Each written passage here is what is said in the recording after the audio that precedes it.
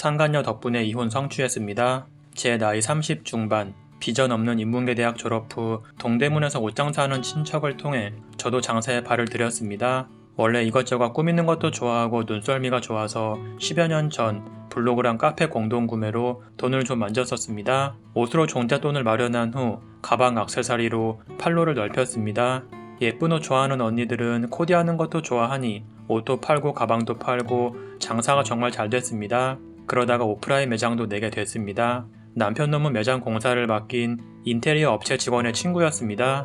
삼수에 군대를 늦게 갔다가 졸업하는데 방학이라 먼저 취업한 친구 회사에서 자빌 알바를 한다고 했습니다. 남편은 참 인물이 좋았습니다.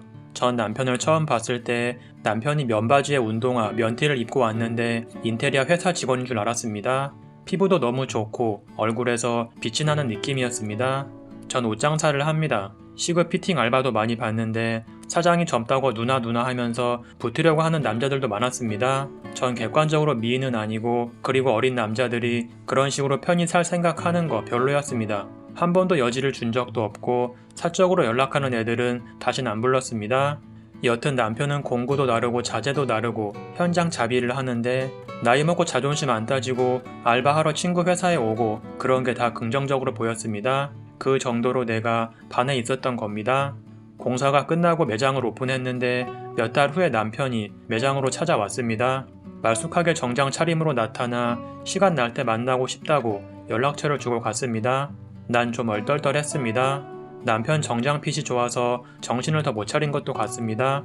그래서 밥을 먹게 됐는데 갑자기 고백을 합니다.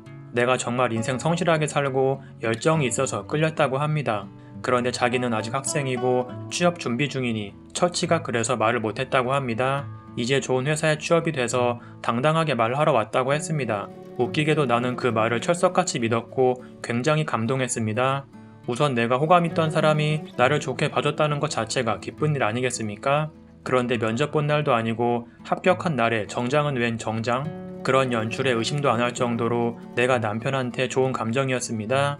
그 후 남편은 졸업 학점 이수가 끝나고 논문도 냈다며 매장에 자주 들르기 시작했습니다. 도넛도 사오고 커피도 사오고 난 남편의 지극 정성에 쉽게 감동했습니다.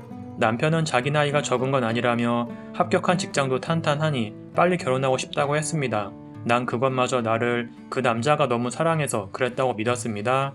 1년도 안 됐는데 금방 그런 마음 먹었다고 바보 같은 여자라고 생각할 수도 있을 겁니다. 저는 그때 매장 근처에 오피스텔에 혼자 살고 있었습니다. 신혼집으로 쓸 법한 넓은 평수이고 전철역 바로 앞에 있어서 좀 유명한 건물입니다. 남자가 이제 막 취업하는데 돈 없는 게 당연하지. 그리고 시댁에서 뭐 받으면 그만큼 해야 되잖아. 그래서 우리는 예식만 올리고 내가 살던 집에서 신혼살림을 차리기로 했습니다. 예식비는 양가 부모님이 부담해서 내주시고 시댁에서 예물 주셨고 저도 신랑 예물 해주었습니다. 양가 부모님 옷은 남편이랑 내가 각자 서로 부모님 옷을 해드리는 걸로 했는데 남편이 알바비 모아서 우리 부모님 옷값 드릴 돈 정도는 있다고 자기가 번 돈으로 해드린다고 해서 이때도 감동 먹었습니다. 시댁에서도 저를 젊은 나이에 대단하다 라고 좋게만 말했습니다. 돌아보면 이때가 제일 행복했던 것 같습니다. 그런데 결혼식에 남편 직장 동료들이 안 왔습니다. 남편 말로는 몇 달 같이 다니지도 않았는데 청첩장 돌리기가 민망하고 민폐라는 겁니다. 제 생각엔 어차피 동료들이 결혼하면 거기에 가게 될 텐데 그렇게 민폐인가 싶었지만 그러려니 했습니다. 그렇게 결혼하고 몇 달 뒤에 남편이 회사를 그만둘지도 모른다고 말했습니다. 위에서 빽이 있는 놈이 큰 실수를 했는데 그걸 신입인 자기랑 다른 동기가 뒤집어 쓰게 됐다고 책임지고 그만두게 될지도 모른다고 했습니다. 그런데 전 남편을 위로했습니다. 살다 보면 이런 일도 있을 수 있고 저런 일도 있을 수 있다고. 내가 잘 버니까 내 수입만으로도 충분히 잘 살 수 있고 난 오히려 남편한테 내가 힘이 되어줄 수 있다는 게 기뻤습니다. 그건 나의 교만이었고 그게 내 발등을 찍게 됐습니다. 남편은 공기업을 준비한다고 공시생이 됐습니다. 전 남편에게 생활비 카드를 주고 내가 남편 뒷바라지도 했습니다. 어느 정도였냐면 내 손해를 감수하고 매장에 점심시간 알바 이모를 한 분 더 모시고 집에 가서 남편 밥을 차려줬었습니다. 안 좋게 퇴사했는데 공부하느라고 힘든데 예민해지는 거 느껴서요. 그 와중에 남편은 시댁에 용돈 드려야 된다고 말을 했습니다. 자기가 대기업 들어가서 자랑스러워 하셨는데 친척분들이 아들이 뭐 좀 안 챙겨주냐 라고 한다면서요. 남편 기죽을까봐 시댁은 비밀로 한 상태였고 저는 제가 번 돈으로 남편 통해 시댁에 용돈까지 드리게 됐습니다. 여기서 우리 친정은 내가 워낙 밤낮 없이 사업하면서 정말 무슨 일이 있을 때만 연락하고 내가 내 앞가림은 알아서 한다 라는 식이었어서 돈 좀 벌고 나서는 내가 뭐 하고 다니는지 잘 모르시는 상태였습니다. 뭔가 수상하지 않냐고 태클 걸고 나 무심하는 분들도 아닙니다. 그 무렵 저는 오프라인 매장을 정리할지 말지 고민을 하게 됐습니다. 인터넷 매출이 큰데 굳이 인건비 감수하면서 매장을 해야 되나? 외곽에 창고 큰 거에서 옮기는 게 나을까 싶었습니다. 그래서 매장을 정리하려는 때 부동산에서 우리 매장 권리금에 좀 보태면 카페를 하나 인수할 수 있다고 귀띔을 줬습니다. 저는 또 한편으로는 인터넷 고객 응대에 지친 마음도 있었습니다. 그래서 카페나 술집같이 다른 업종으로 가게 하나 있으면 좀 든든하지 않을까 그런 생각이 들 때였습니다. 그래서 우리 매장 정리한 자금에 큰 돈을 얹어서 카페를 인수했습니다. 부동산에서는 조금 보태면이라고 했지만 사실 뚜껑을 열어보니 거금이 들어갔으나 전 만족했습니다. 남편이 본격적으로 이상해진 건 이때부터였습니다. 카페를 인수할까 한다고 말했더니 정말 좋아하더라고요. 악의적으로 주문 반품을 반복하는 고객 때문에 고통스럽다고, 인터넷 쇼핑몰 정말 힘들다고 그런 하소연을 해와서 그런 줄 알았습니다. 자기 일처럼 기뻐하는데 진짜 자기 일이라 그런 줄 몰랐습니다.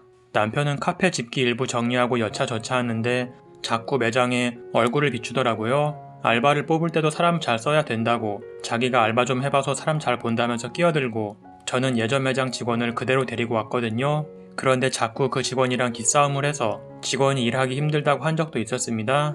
그래서 남편 보고 공부에 집중하라고, 매장엔 나도 안 가는데 얼굴 비추고 그러지 말았으면 좋겠다고 했습니다. 사실은 자기가 공부를 해보니 나이도 있는데 너무 막막하고 자꾸 자신감이 떨어진다고 했습니다. 내가 카페를 인수한다고 했을 때 자기한테 카페를 맡아보라고 할 줄 알았다는 겁니다. 전 여기서 좀 띵했습니다. 전혀 그런 내색이 없던 사람이었거든요. 직원 쓰는 거 알고 좀 서운했다고, 남편이 나한테 서운했다고 말하는데 좀 멍해졌습니다. 당황스럽고요. 아직 결혼한 지 1년 좀 넘은 신혼인데 얼마나 좋을 때인가요? 그런데 서운했다니, 아, 내가 좀 잘못했구나. 남편이 공부하는데 힘든데 내가 마음 헤아려 주지 못했구나 싶었습니다. 결국 직원을 내보내고 남편이 카페를 맡아보기로 했습니다. 남편이 알바를 많이 해봤다더니 그건 거짓말이 아니었나 봅니다. 커피도 잘 뽑고 매장 관리를 잘 하더라고요. 저는 새로 옮긴 배송 창고가 좀 멀어져서 남편한테 매장 관리를 맡겼습니다. 그런데 매장에 가면 알바생들이 갈 때마다 바뀌어 있었습니다. 그래서 물어보면 요즘 학생들이 야가서 자기 스케줄 겹치고 학교에 바쁜 일 생기면 책임감 없게 쉽게 그만두고 그래서 또 뽑고 한다는 말에 그렇구나, 자꾸 사람 바뀌어서 힘들겠다 라고 위로했습니다. 어쨌든 카페는 잘 됐고 저는 신상 기획 등으로 바빠서 카페에 들르는 일이 줄었습니다. 그러다가 창고를 알아본 동네가 땅도 싸고 교통편도 괜찮은데 매매 가능한 자리가 좀 있어서 작게 건물을 지을까 싶더라고요. 직원들한테 어떠냐고 물어보니 다들 이쪽이 월세도 싸고 좋다고 했습니다. 임대료도 비싼데 창고랑 회사 건물 마련할까 싶어서 정말 바쁘게 지냈습니다. 1년이 우습게 지나갔습니다. 새 건물을 짓는 것까진 안 되고 좀 오래된 건물을 괜찮은 가격에 샀습니다. 대신 리모델링을 많이 해야 할 것 같았습니다. 전에 인테리어 해줬던 곳이 제 취향인 곳이어서 거기에 다시 견적을 뽑아달라고 연락을 했습니다. 남편 친구가 일하는 그 업체입니다. 그런데 이게 정말 신의 한 수였습니다. 사장님이 와서 견적을 보더니 잠깐 얘기 좀 하자는 겁니다. 그래서 왜 그러나 했는데 나한테 이런 말 하긴 조심스러운데 남편이 잘 해주냐고 물어보더라고요. 내가 무슨 의도인가 싶어서 표정 굳히니까 한숨 쉬며 그랬습니다. 자기 회사에서 한 번은 회식을 하는데 남편 친구가 입을 놀리더랍니다. 인생은 타이밍이라고, 회사에 자기 친구가 알바로 왔는데 매장 사장이 알부자라고 했더니 작정하고 들이대서 결혼했다고, 지금은 카페 주인 노릇한다고 말이죠. 뭔가 뉘앙스가 이상했고 사장님이 정색하니까 사장님이 그랬잖아요. 젊어도 사업 크게 하는 분이니 기분 상하지 않게 조심하라고 그랬다는 겁니다. 그러니까 사장님은 자기가 직원에게 주의를 준 건데 뭔가 찜찜함을 느꼈다고 했습니다. 그렇다고 나한테 연락해서 남편이 이상한지 봐라 라고 하긴 오버스럽고 일하러 온 김에 생각나서 말해봤다고 했습니다. 제가 사장님 말이랑 표정 보니까 느낌이 확 왔습니다. 뭔가 있구나. 그래서 나한테 슬쩍 흘려주는구나 싶었습니다. 남편이랑 잘 지낸다고 걱정 마시라고, 원래 부부들 일은 남들 모르는 거라고 하고 말았습니다. 중간 과정은 생략하고 결과적으로 남편은 취직을 했던 적이 없었습니다. 그리고 나를 작정하고 꼬시려고 한 게 맞았습니다. 정말 황당했습니다. 그러니까 처음부터 결혼해서 지금까지 다 쇼였고 저를 속였던 겁니다. 저는 남편이 성실하고 노력하려는 면이 있다고 생각해서 그 부분에 점수를 후하게 줬던 건데 그게 다 거짓이었습니다. 남편이 매달리더라고요. 저는 매우 혼란한 상태인데 자기는 날 너무 사랑하고 놓치고 싶지 않았다고 용서해달라고, 저는 정말 속아서 결혼했고 내가 사랑했던 남자가 허상이었다는 생각에 실망했습니다. 정말 이혼 생각을 진지하게 했습니다. 그런데 정말 운명의 장난처럼 임신인 걸 알게 됐습니다. 남편의 거짓말을 알고 혼란스러운데 아랫배가 뭉치면서 너무 아픈 겁니다. 하혈을 하고 응급실에 갔다가 임신인 걸 알게 됐고 남편은 울면서 자기가 잘 하겠다고 했습니다. 남편이 사기꾼인 건 알았는데 조금 전까지 있는지도 몰랐던 애가 생기니까 그래도 아빠는 있어야지 싶더라고요. 남편이 카페는 꽤 잘 운영해서 꼬박꼬박 자기가 급여 빼고 저한테 돈 보내고 그랬거든요. 그래서 전 남편을 용서했습니다. 그런데 결국 유산을 했습니다. 그 일이 있고 나서 남편은 저한테 굉장히 잘합니다. 원래도 딱히 싸울 일이 없었습니다. 제가 바쁘고 집에서 부딪힐 일이 없어서 그랬던 것 같기도 합니다. 그래도 애기 잘못되고 나니까 챙겨주긴 했습니다.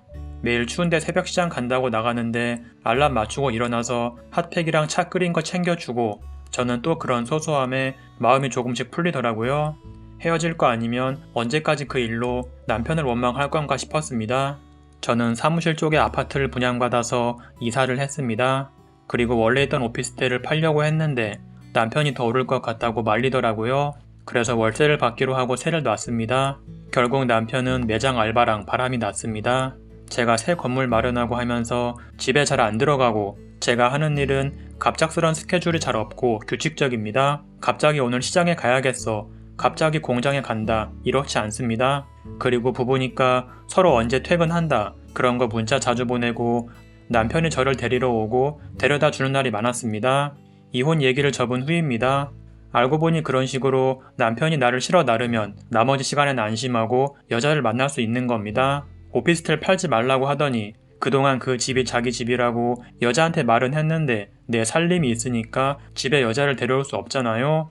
상간녀한테는 어머니가 자주 오셔서 안 된다고 했는데 마침 내가 이사를 가게 된 겁니다. 그러자 오피스텔 전세가 끝났는데 월세로 돌릴 거라고 하더라고요. 그러면서 그 여자한테 네 이름으로 계약하라고 내가 월세 내줄게, 마치 여자한테 집 해주는 것처럼 완전 생색을 다 냈더라고요. 전 부동산에서 젊은 아가씨가 들어온다고 해서 계약해달라고 오케이만 했습니다. 초반에 매장 알바 자주 바뀌고 한 것도 내가 사장 부인인 거 아는 직원이 있으면 바람을 못 피잖아요. 그래서 단계적으로 꼬투리 잡아서 자른 것 같습니다. 이건 제 추측입니다. 제가 지금 사는 곳으로 완전히 이사가면 회사가 집 근처라 서울에 있는 카페 매장에 갈 일이 없고, 남편이 아침에 데려다 주고 자기가 출근하면 먼저 퇴근하거나 친구 만나고 있다가 나 퇴근할 때 데리러 오고 그랬습니다. 저는 진짜 반성하고 노력하는구나 싶었고, 우리 남편은 우리 회사 직원들한테 칭찬이 자자합니다. 남편분 진짜 자상하다고. 남편이 사기 결혼한 거는 직원들이 모르고요. 여하튼 상간녀는 카페 알바로 제일 오래 있었다네요. 카페 주인 마누라인 것처럼 심취했더라고요. 카페 알바들이 다 상간녀가 남편이랑 결혼할 사이로 알더라고요. 상간녀 말은 우리 남편이 지가 자기 이상형이라고 했답니다. 유부남인 거 들키고 나서도 이혼하고 싶은데 못생긴 년이 집착이 심해서 자기를 안 놔준다고 했답니다. 자기가 진짜 사랑하는 건 너라고 좀만 기다려 달랬다고 뻔한 얘기를 했다네요. 다 녹음했고 저는 상간녀한테 알았다고 3자 대면을 하자고 했습니다. 네가 불러보라고. 너 보는 앞에서 이혼 도장 찍는다고. 사람이 한 번 발등 찍을 땐 죽을 것 같은데 두 번째가 되니까 다르더라고요. 머리부터 발끝까지 피가 쫙 빠져나가는 느낌이 드는데, 아 그래, 넌 원래 내 발등을 찍을 수 있는 도끼였지, 그런 생각이 들었습니다. 애기 보내고 아파트로 이사하고 했던 게 아이 키울 만한 집으로 간 건데 이상하게 애기가 안 오더라고요. 걸리는 게 없어서 그런지 이혼 결심이 확 들었습니다. 상간녀가 부르니까 좋다고 튀어나오더라고요. 유부남인 거 알면 자기랑 헤어질 생각할 텐데 어리고 예쁜 애가 자기랑 헤어질 생각이 없으니 얼마나 고맙겠어요? 어젯밤까지 나한테는 무릎 꿇고 매장 접고 집에서 살림만 해도 좋다고 빨리 애 갖자, 이혼만은 말하지 말라더니 어린애가 부르니 바로 튀어오네요. 상간녀가 도끼는 뜨니까 세상 꿀 떨어지는 눈을 하면서 달래주려고 끌어안더라고요. 전 구석 테이블에 앉아서 구경하다가 이혼 서류 들고 갔는데 아무렇지 않은 것처럼 하려고 했지만 일어날 때 떨리고 눈앞이 캄캄하더라고요. 여하튼 상간녀 옆에서 앉아서 도장 찍으라고 서류 내밀었더니 남편이 시뻘개져서 말을 못했습니다. 거기에 상간녀가 남편 도장을 손에 쥐어주고 오빠 빨리 찍으라고 지가 손 눌러서 도장 찍었습니다. 저는 도장 찍힌 서류 챙겨서 빨리 일어나는데 남편이 상간녀 밀치고 일어나려고 하더라고요. 상간녀가 오빠 하고 팔 잡으니까 어찌나 세게 뿌리쳤는지 여자애가 앉은 채로 넘어졌습니다. 그런데 저는 미리 불러놨던 택시 타고 호텔에 갔습니다. 그 후로 이혼 못한다고 전화하고 문자 보내고 사무실 찾아오고 우리 회사 직원들은 진짜 내가 영세할 때 택배 알바 왔던 친구 같이 집 나르고 이래서 진짜 의자매 같은 사람들이라 남편이 나 찾는다고 사무실 찾아와서 경찰에 신고했다고 했습니다. 남편이 바람펴서 이혼할 거라고 하니 다들 무섭다고 남자 못 믿을 것 같다고 했습니다. 전 카페 매장을 팔아버렸습니다. 그 여자애는 카페가 제 건 줄 몰랐나 봅니다. 카페를 팔았더니 여자애한테도 한동안 전화가 엄청 오더라고요. 무슨 말 하려고 전화한 건지 모르겠지만 듣고 싶지 않고 알고 싶지도 않습니다. 회사는 신혼여행 때 빼고 쉬어본 적이 없는데 애기 보냈을 때도 이틀 쉬고 바로 나갔는데 3주 넘게 못 갔습니다. 온 몸이 아팠습니다. 남편이 합의 이혼 안 하면 시댁에 네가 한 짓 다 까발리고 위자료 청구할 거란 말에 같이 법원에 가줬습니다. 시부모님은 점잖으신 분들인데 저런 아들이 나왔는지 의문입니다. 이번에 이혼하면서 느낀 건데 숙려 기간이 왜 있는지 모르겠습니다. 거기까지 가게 되는 데는 그만한 이유가 있는데 말이죠. 이젠 홀가분하고 싶은데 이렇게 글을 써도 별로 그렇진 않습니다.